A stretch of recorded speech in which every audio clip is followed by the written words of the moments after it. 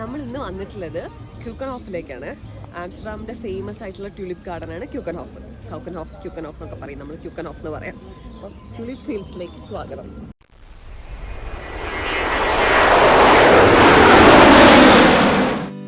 നല്ലൊരു മഴ ദിവസമാണ് നമ്മൾ ക്യൂക്കൻഹോഫിൽ പോകുന്നത് കേട്ടോ. നമ്മൾ റേച്ചലിനെയും ഗായത്രിയും നമ്മുടെ ഫ്രണ്ട്സാണ്, അവരുടെ കൂടെയാണ് ക്യൂക്കൻഹോഫ് പോയത്. അപ്പോൾ തിരക്കൊന്നും ഉണ്ടാവില്ല എന്ന് വെച്ചാൽ അതിരാവിലെ പോയെങ്കിലും ഭയങ്കര തിരക്കായിരുന്നു. ബ്രേക്ക്ഫാസ്റ്റ് ഒന്നും കഴിക്കാത്തതുകൊണ്ട് നമ്മൾ ആദ്യം നമ്മുടെ ഡേ തുടങ്ങിയത് ഒരു കൊസോനും കോഫിയും ഒക്കെ കഴിച്ചിട്ടാണ് കേട്ടോ. വെയിൽ കാണാൻ വന്നതാ, അവിടെ മഴയും കൊണ്ട്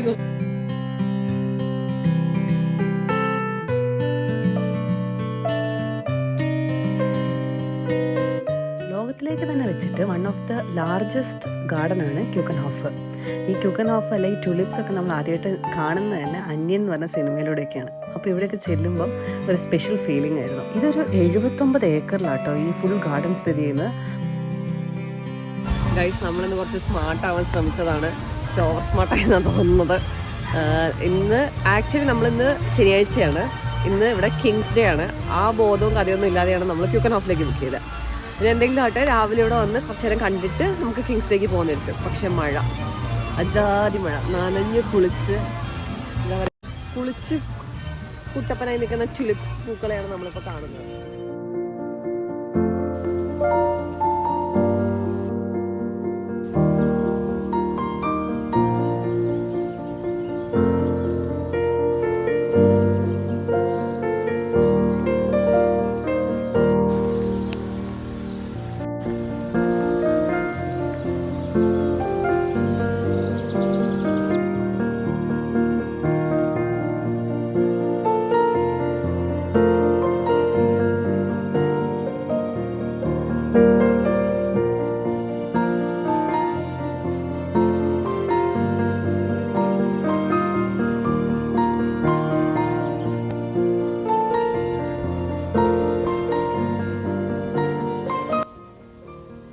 ഫോട്ടോഷൂട്ടാണ് ഇവിടെ നടക്കാൻ പോകുന്നത്. റേച്ചലിൻ്റെ മാസം വരെ ഫോട്ടോഷൂട്ട് എടുക്കാൻ പോകുന്നത്. നമ്മൾ ആളില്ലാത്ത ഒരു സ്പോട്ട് നമ്മൾ കണ്ടുപിടിച്ചിരിക്കുകയാണ്.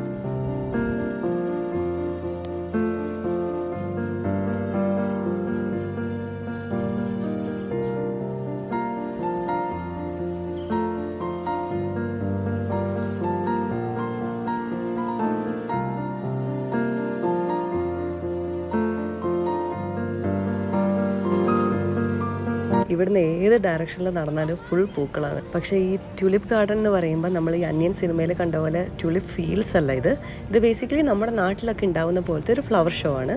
പക്ഷേ ഇവിടെ ഭൂരിഭാഗം പൂക്കളും ട്യൂലിപ്സ് ആയിരിക്കും. പക്ഷേ ട്യൂലിപ്സ് മാത്രമല്ല, ട്യൂലിപ്സ് അല്ലാതെ ഈ ഹയസിന്ത്, കുഞ്ഞു കുഞ്ഞു പൂക്കളുള്ള ഒരു പൂവുണ്ട്, അങ്ങനത്തെ പൂക്കൾ, അങ്ങനെ ഒട്ടനവധി നിരവധി പൂക്കളാണ് ഉള്ളത്.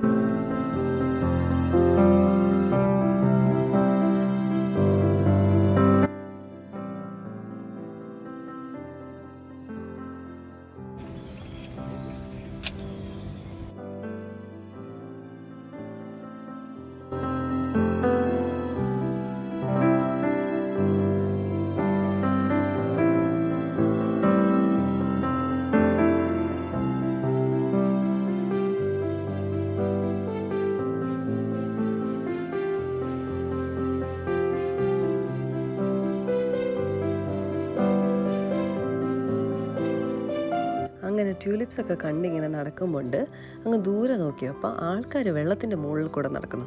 ഇതെന്താ സംഭവം എന്ന് അറിയാൻ വേണ്ടി ചെന്ന് നോക്കിയപ്പോഴാണ് മനസ്സിലാകുന്നത്. ആക്ച്വലി അതിൻ്റെ അടിയിൽ സ്റ്റോൺസ് വിരിച്ചിട്ടുണ്ട്. പിന്നെ ഇനിയും കുറേ ദൂരം നടക്കാനുള്ളതുകൊണ്ടും പിന്നെ നനഞ്ഞ ഷൂട്ട് നടക്കുന്ന അത്ര വലിയ താല്പര്യമില്ലാത്തതുകൊണ്ടും നമ്മൾ ആ പരിപാടിക്ക് നിന്നില്ല.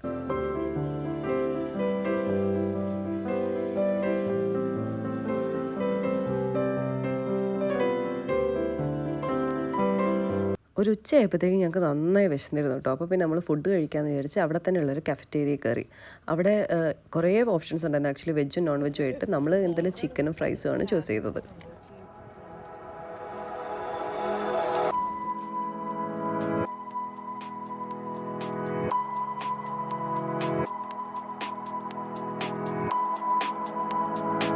ഈ ട്യൂലിപ്പ് പൂവിൻ്റെ പിന്നിൽ ഒരു രസകരമായ കഥയുണ്ട് കേട്ടോ. അതായത് 17th സെഞ്ച്വറിയിലൊക്കെ ഇതൊരു പ്രസ്റ്റീജിൻ്റെ അല്ലെങ്കിൽ അവരുടെ ഓരോരുത്തരുടെ പണം കാണിക്കാനുള്ള ഒരു വഴിയായിരുന്നു ട്യൂലിപ്പ് പൂക്കൾ. അതായത് ആംസ്റ്റർഡാമിൽ ഒരു വീടിൻ്റെ വിലയുള്ള ട്യൂലിപ്പ് ബൾബുകൾ വരെ ഉണ്ടായിരുന്നു അത്രേ. അതുമാത്രമല്ല ഇവിടുത്തെ ഒരു ആവറേജ് ആളിൻ്റെ സാലറി 10 വർഷം കൂട്ടിവെച്ച എത്രയാണോ ആ പൈസ വരെ വില മതിക്കുന്ന ട്യൂലിപ്പ് ബൾബുകളും അവൈലബിൾ ആയിരുന്നു. ഒരുപക്ഷെ അതുകൊണ്ടായിരിക്കും ഈ ഡച്ചുകാർക്ക് ട്യൂലിപ്പ് പൂവിനോട് ഇത്ര പ്രിയം.